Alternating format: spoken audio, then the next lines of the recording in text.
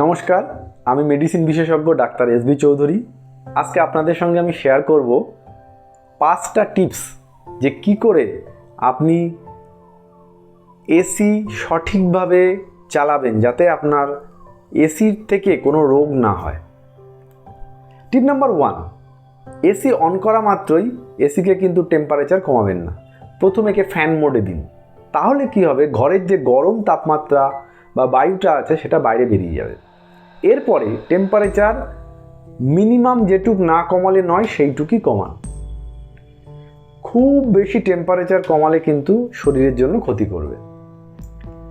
26 degree আমাদের এই পশ্চিমবঙ্গ বা বাংলাদেশের যে এনভায়রনমেন্ট আছে, 26 ডিগ্রি যথেষ্ট এটার জন্য। এর নিচে চেষ্টা করবেন না নামার।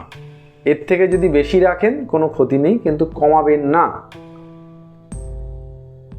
3 নম্বর টিপস আপনার জন্য, যে এসির ভেন্টটা যেখান থেকে হাওয়া বেরোচ্ছে ডিরেক্ট গায়ের দিকে দেবেন না বা তার সামনে শুয়ে পড়বেন না, এতে ঠান্ডা লাগার চান্স কিন্তু বাড়বে।